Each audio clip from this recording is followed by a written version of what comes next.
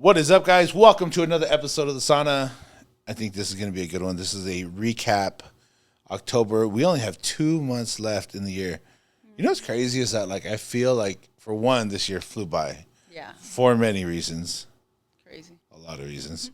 And then on top of that, like, we just had Halloween, and I feel like it's just, you know, it's crazy. I think that because we're in this industry of real estate, that we hear about so much negativity right now because we're directly affected by what the market's doing. Yeah. And I haven't really got a chance to like enjoy the last few months. It's been kind of been a rough few months, you know what I mean? And I think that's for everybody in this industry. Nobody can really see like a transition or a turn. Like, we knew it was going to happen. But when you go from, in our situation, rates that were in the threes and double them Right. in a very short period of time, you know, a lot of people think this crash is going to happen. But like I told people, the idea of a crash last time was because everybody was in an adjustable rate mortgage, right? And what that meant was, as the market adjusted, so did their payment. Market increased, their payment increased, right? And now all those people that had the opportunity to get 2%, 3%, 4%, and keep that for the life of their loan, they're set. Yeah. They have that payment. They're good. They're not going anywhere. But for every new piece of business that's come in, I think it's been pretty interesting to see, like, everybody get scared, right? And I think because we've all lived through, whether your parents lost a house, a friend, a family member, I mean, shit, half the country lost a house, right? And I think that was one of the biggest things, and a lot of fear between the media. We already have enough divide with media and politics and all that. Don't even get me started with that. Yeah, I won't even get started with that. But, you know, that's a whole nother thing, you know, and I think because so much fear, especially, you know, coming out of COVID and all that, I think that it's quick for people to react. Yeah. And I think we had that 60 days of reaction where the rates adjusted, people freaked out. And now it's going to be a transition the other way around. I think people are going to start getting back to purchasing, which we're seeing. I closed one today. Yay. There's a cheers. Cheers. But it's crazy that we're going to get back to that. But the prices are going to reflect. You know, the affordability is going to correct. But, you know, what we're just kind of bringing up is the last few months have been crazy. Yeah. We only have 2 months left of the year, including the holidays. Alone, that feel like it feels like it flies by. You know, like in general, we got because it's November, we have Miss Gabby's birthday coming up, then Anthony's birthday coming up, Thanksgiving. So it's gonna be it's gonna busy next 2 months. Yeah, for sure. Which is probably one of the craziest parts that I see. Been in real estate a while, and I see a lot of people, as soon as the holidays come, everybody goes on chill mode. Yeah. They're either on vacation, they're drunk for 7 days straight. Not us. It won't be us. Let's be real. No, I haven't been drinking at all. Once in a while here, and I'll drink, but I haven't been drinking that much. But what happens is this business tends to be very social. So friends and family that you've either helped, you know, this escrow that you work with, this lender, whatever, there's always something to do. And it's really hard to like disconnect from those, or maybe just drop in. Yeah. You always say be the last one to show up and the first one to leave. And what that does, it avoids you from having those hangovers, drinking excessively, or too late at night where you're not productive the next day. And the reality is these next 2 months, in my opinion, is where you have to literally prepare and ramp up for the first of the year, because you don't want to start your new year behind. Yeah. You know, I feel like January is starting now. Yeah. And I feel like in general, real estate tends to slow down during this time. Yeah. And I think now with the added fear, it's definitely adding more to that. But I feel like there's still so many opportunities out there. Well, this is what's crazy. The opportunities are getting even bigger because, like, specifically right now, we're seeing money essentially dry up. I just saw a report today that showed how credit card debt is increasing and people's savings is decreasing, right? And it's a trend across the entire U.S. They do their math. You know, you all these big banks, and they watch these trends happen.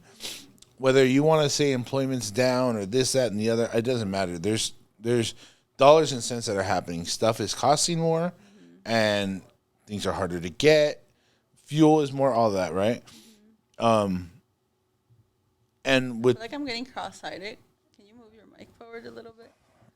I keep wanting to look at his eyes, but the mic is right in the middle, and I'm like, I can't make eye that works. contact with you. This is a new setup here. I mean, we literally put this together in the last 15 minutes. So Give us your feedback, guys. yeah, I actually like I it. kind of like this better too. This whole square thing, though, like I don't want to say we're having an issue with the camera, but we are. I think what's going to have to happen is to get another camera.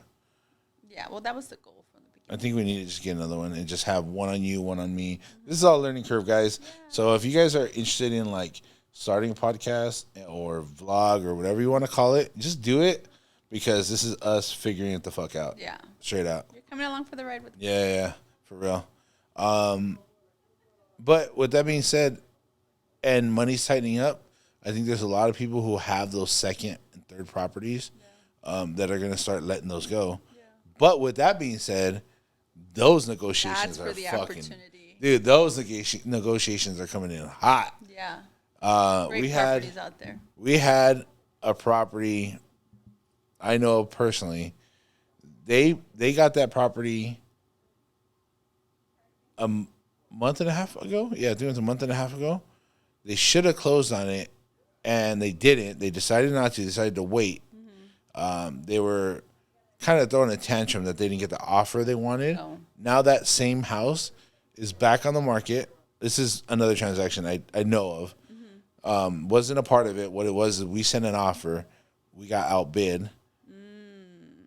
That won't be happening. They accepted. They accepted a higher offer.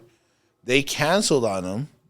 My clients canceled on them, and now the house is on the market for $200K less than what it was. So my clients are like, offer another $100K less. Wow. Honestly, well, we sent it. Yeah. But at that point, look what the seller did to themselves. Yeah. They were being greedy. They went for an overpriced offer. Yeah. They didn't get the appraisal, fell out of escrow, came back to us. We were like, nah, we'll hold off. Mm-hmm. Because in that 30 days, so much changed. Yeah. We're talking like 5 to 6.5 on a rate, right? So they were like, no, we'll chill. So they're willing to take it now, but at another $100,000 discount. And honestly, like rightfully so, they're preparing for the future. Right now, the Feds raise the rates again. And I don't know if you paid attention to this, because just so you guys know, I make Gabby watch Fox Business every morning. Every morning. It's our new morning coffee. It is. But Jerome Powell, which is the head of the Feds, right?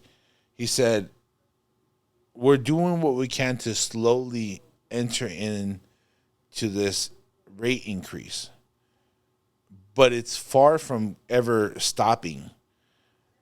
These rates are going to be well over 10%.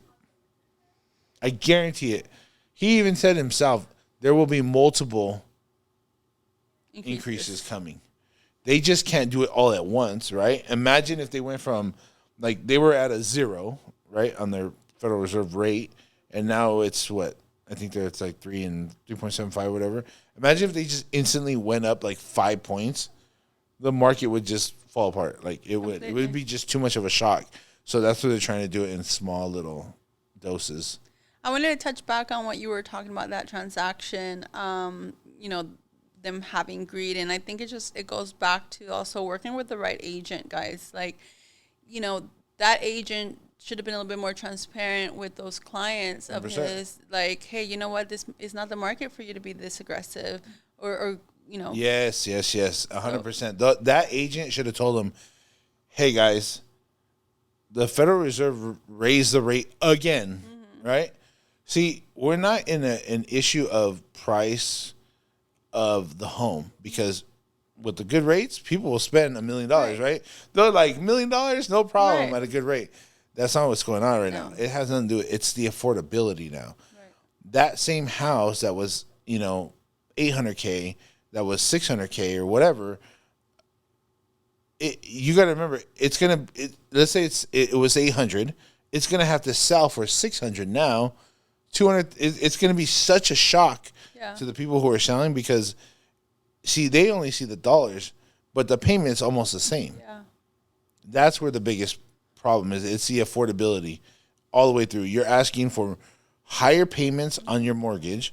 We got higher insurance rates in California. We just had a conversation about that, how like car insurance has gone through the roof in California because of our policies here in this state that allow people to do whatever they want. Don't get me started. Going into politics, don't do it. Hey, it's just what it is. They're trying to make what do you say? They're trying to make the entire state a fire zone. Yeah. Like, how? What do you mean? Like, how are you?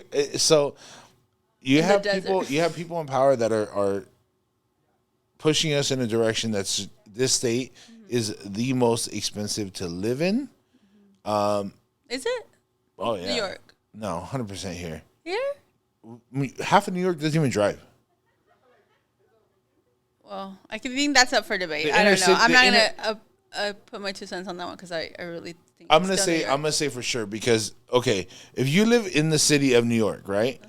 How many people don't even drive there? And in San Francisco too. Very very similar, right? But you think of majority of LA, Southern California, all the way down to San Diego, right? Every single person here drives. Yeah, you have to drive. Tell me when you even see anybody walking down the street. Very rare, right? Far and few. Downtown is like all you'll see. Outside of downtown, you don't see anybody walking. True. Maybe Long Beach, yeah, they're walking up down the beach, but it's not like a populace walking. Like everybody here is spending $5-6 a gallon. What do we spend? What do we put it right now? It's closer to $5.89 a gallon right now. So you have increased payments on your home that you want to buy, or rents, whatever you're doing. Insurance. Your insurance is higher. Your grocery bills are higher. Like the affordability is out the window. And the first thing that's gonna like take the biggest hit. Look, when you go to Costco and the eggs are $7-8, whatever it is, right? Do you turn to the cashier and go, no, I don't want to pay that, No, you just get your eggs. right? So when you're going to buy a house and somebody goes, it's $800, what's the first thing you say? No. Exactly, right? No. No. We're gonna negotiate this, and that's what's gonna be the next biggest thing, is that negotiation. I think is those prices are gonna be a shock value, and what's gonna happen is that, like, let's just say here we're in the city of Cerritos right now, right? Houses we're selling for $1 million, $1.2 million, right? Easy. There's gonna be somebody that goes, you know what? Let it go, $800K, just take it. Yeah. And then that comp is going to comp the next Absolutely. one, and it's just going to keep going till it's going to be chopping away at that tree. And those values, whether you say it or not, I'm not a pro in money, macroeconomics, or nothing. All I'm going to tell you, bro, is it's very common sense. Yeah. If the payment goes up, the price is going to have to come down. We have a client that we're working with. I know you've talked about the program exclusive to a local bank at a 3.79% interest rate. And there's some, requirements to qualify for it. But just out of curiosity, she went to her previous loan officer just to get a comp, right? She wanted to call us on it. That's what she wanted to do. No, Very so. No, I think she was really just. You should Absolutely. Do your homework as a buyer. Yeah. It's also your responsibility to be 100%. very well versed and educated on what you. I mean, this is your biggest transaction or purchase, one of them of our lifetime, right? But yeah, the difference was $2,500 difference. $2,500 from today's rate versus the program I had for her. Yeah. $2,500 a month. Yeah. For 30 years. You want to do the math? Same home. Let's do the math. Same home. Let's do the math just for principle. Gosh. Hold on. I want to put this up, guys, so you guys can see this. Yeah, it's ridiculous. Let's just say we're not even talking the payment. We're only talking the difference between the rate I could get her versus what that loan officer could get her, right? So we said $2,500, which is a lot of people's mortgages in general. Right, in general. So $2,500 times 360 months. That's a where's my camera at? $900,000 difference. That's insane. Crazy, right? That's insane. That's where Ridiculous. that's where like people don't understand where the rate makes such a difference. You know, and that's where the fear is again. You know, but obviously they can buy that house twice. Twice, bro. Ain't that some bullshit?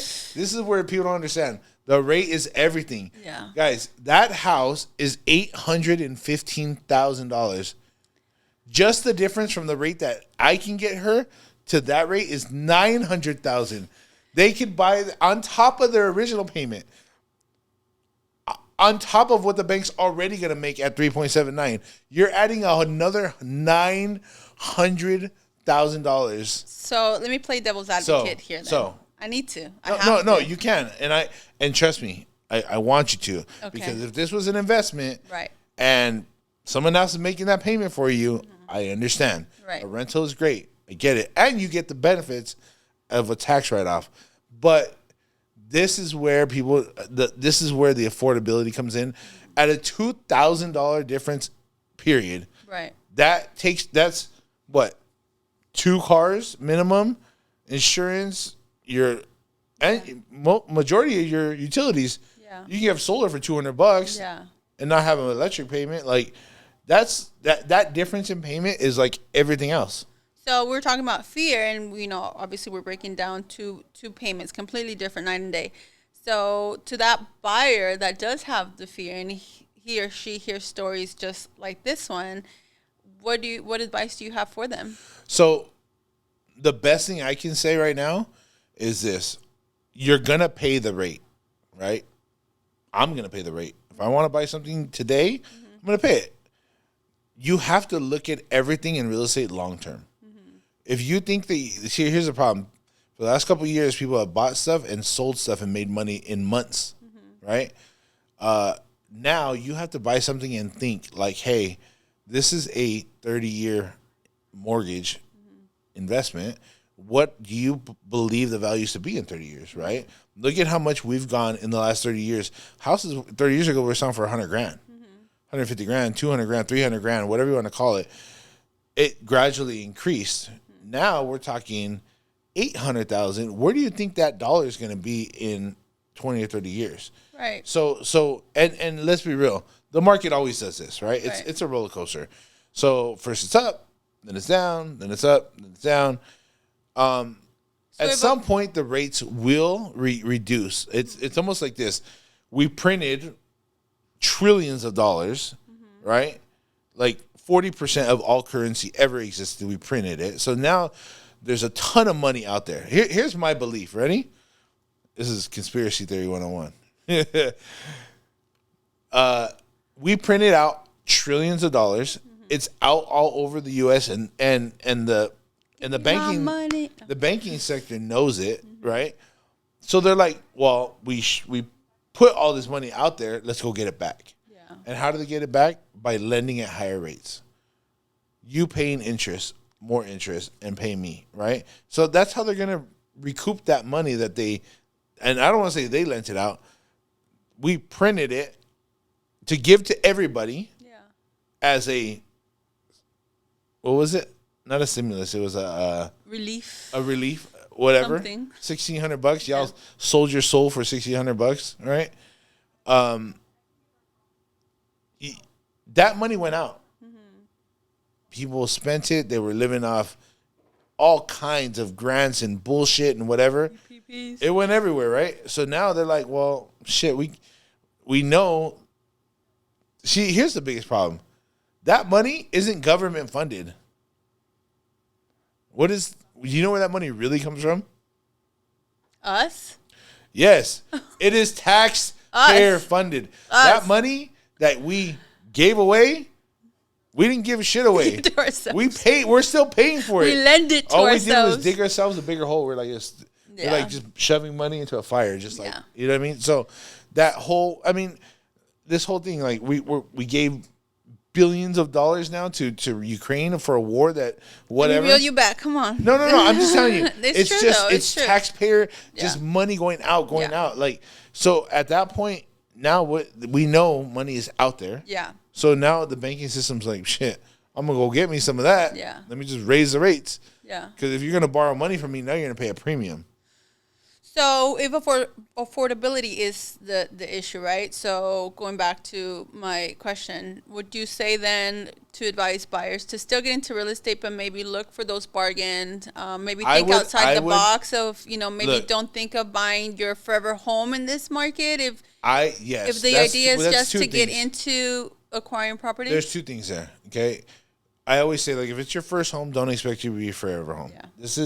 We don't live in. We need to find the percentage. How many people do stay? Like, Well, 40% of all homes right now is paid off in full across the U.S. 40%. Wow, that's a lot of money to transfer hands. Yeah. Because we know what's going to happen is a lot of people in that baby boomer era is going to pass on, right? And those assets, whether it be homes, investments, is all going to be left to their next of kin, children, whatever. So there's going to be a ton of money to transfer hands, right? I think one of the biggest things is that when that happens, it's how do we go get it, Right. right? And that's what they're like. Well, let's raise the rates for the next 6 or 7 years, and we'll. So they know that Right, of course, it's happening. this is not. This is all data. That's why data is so valuable. You know how many people have been in their house for 20, 30 plus years. You know when they bought it, when they took a loan on it. We know everything. Yeah. You think this data is out there. They know it. They know it. They know all Have of their it. colmillo in it. I heard, actually I posted it. Did you see that meme that I put? Not even meme, but it was a legit video. The guy says this one thing is pretty awesome, guys. So he goes, we're private citizens. We're supposed to, our business is supposed to be privacy. We're supposed to be not under the government's control. The government works for us.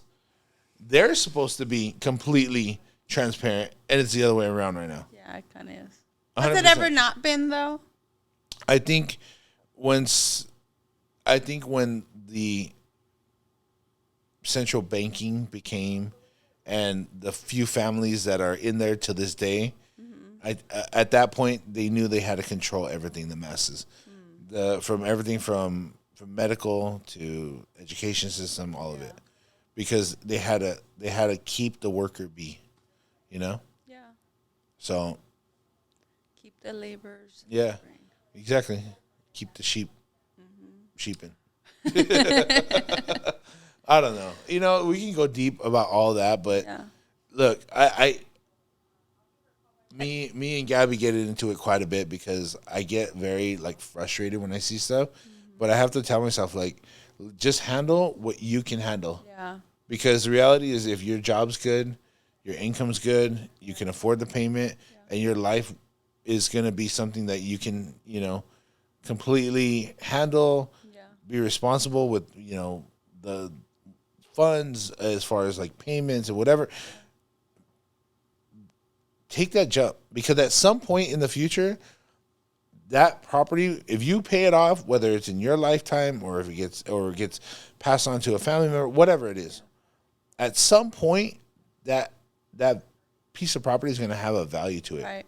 And bottom line is like we were saying earlier, don't if this is your first property or you're thinking of investing, owning property is always going to be better than renting, paying someone else's, right? Oh, 100%. That's always the rate. goal. I saw something the other day. It was the So rate for rent's 100%. Yeah. And I get it, because you're throwing that money away, right? So if you can sacrifice a few years of maybe not living in your most ideal, setup, and that's one thing. I'm glad you brought that up, because there are people, and if this is you, I'm talking to you, okay?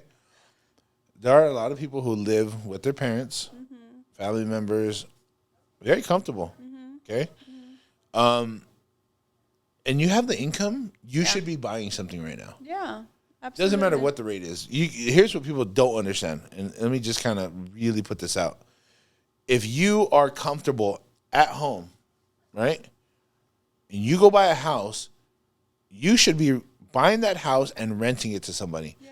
Now you have somebody else paying the bill, and you're getting the tax write-off. Yeah. Guys, the system is here. Look, by definition, you're supposed to live in the property, right? Yeah. By definition.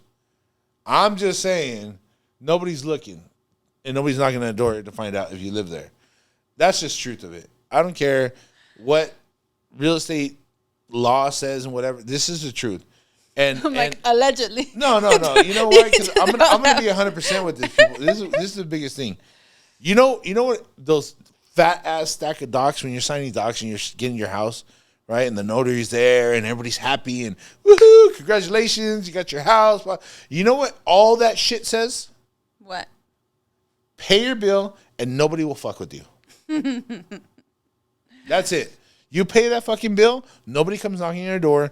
Nobody comes fucking trying to, foreclose on the house. Nothing. They don't really give two shits what's going on in the house. If the house is insured and they have proof that there's insurance on it and you're making the payment on time, they don't give two shits. You're just a number to the bank. Yeah. Why do you think banking industry tries so hard to build their brand to convince people to bank with them? Yeah. Because the truth is, that's the only leverage they have. Because the reality is we're all just a number in some way, shape, or form to them. If you don't make that payment, they will take the house. Yeah. They're not your fucking friend, right? So I don't really care what that says, whatever. The truth is if you want to buy a house and you're comfortable, even if, I know a lot of people paying rent right now at a fucking steal. At a steal. Like they have rents. This is where I don't understand. We have this problem with so many people in LA, right? We have people who live in LA who are in rent control. They pay like $1,000, $800, and they've been paying that rent for fucking years. Years, guys. Like, I'm talking like 10, 20 years. Why the fuck haven't they bought something? You know why? Because the truth is that they haven't got out of that mindset of just paying rent. Yeah. They should have bought property over property over property. Yeah. Even to this moment, they should go buy something because the truth is that asset will make them money long term, and they can sit their happy ass in that $800 a month payment. And in on the flip side, we've also met. There's a person that comes to mind right away. She lives in Santa Monica, rent control, and she's acquired a couple properties. Because of it. She's milking. She's just about to sell a condo in Long Beach, right? And it's like all profit. Oh, right. Dude, milking rent control. If you're milking rent control right now, call me. Like there's no reason look, you should not be buying or be an owner of a property. Yeah. Honestly, if you are in rent control right now at this moment, you should own a property. And if you don't own a property, let me know. We'll partner with you. We'll buy one with you. Because the truth is that you are getting away with paying absolutely nothing typically for the rent that you've been in for many years. And you don't have an asset to back you up. Dude, the only one you're failing is yourself, because there are so many opportunities and so many other people that will pay rent. Like the reason why rent control exists is because rents were going through the roof. I get it. But now here we are. And now rents are $3,000, $4,000, $5,000. And people are paying that because they have to. Yeah. And if you are not the owner of it, that's not my fault. Like Abby's fault. That's your fault.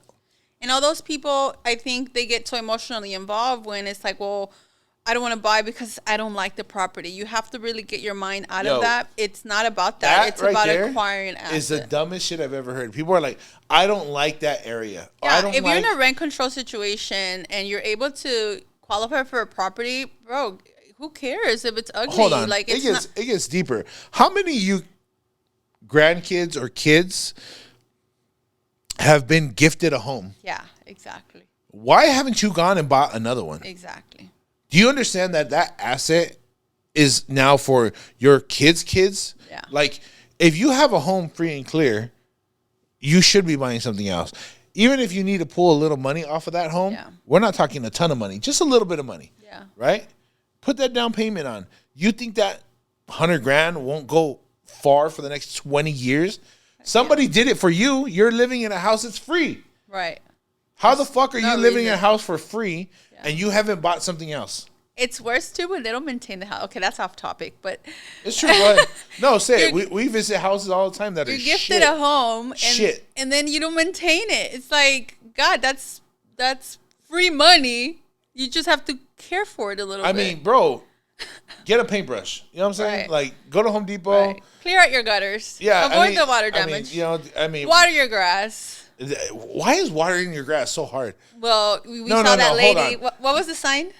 Oh, brown is the new green. He almost had a heart attack. I was like, you got to be shitting me. If you got up and actually put in sprinklers, or even before you go to bed, walk outside, water your grass. I don't say flood your fucking yard or the street. Just water your grass for 10 minutes. You will have a halfway decent looking yard. I'm sure you'll have many comments on that. Oh, dude, you guys can come for my throat, and I'll come right back for you. I don't care. Dude, the biggest water agricultural wasting industry is right here in California. The biggest water wasting period doesn't happen from, that all the populace of people here is only accounts for like 20% of all water use. That's insane. 80% is commercial. 80. Yeah.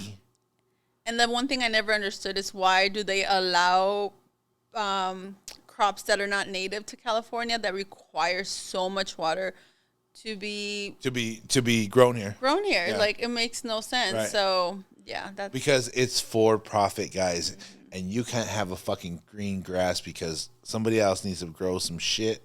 Yeah. It doesn't need. Well, you get it. We can go on and on. It's always going to be something. Yeah. But if you can control what you have and what you can build, that's all that matters. Mm-hmm. We can go back and forth about the rates of this or whatever. Honestly, if you're going to make the decision to buy a house, just be aggressive. Yeah. Guys, you want to write some crazy offers? Call me. We'll have fun. We'll do it.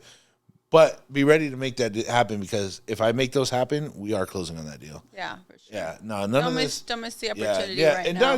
not even miss the opportunity, but don't think I can't get it done. Yeah.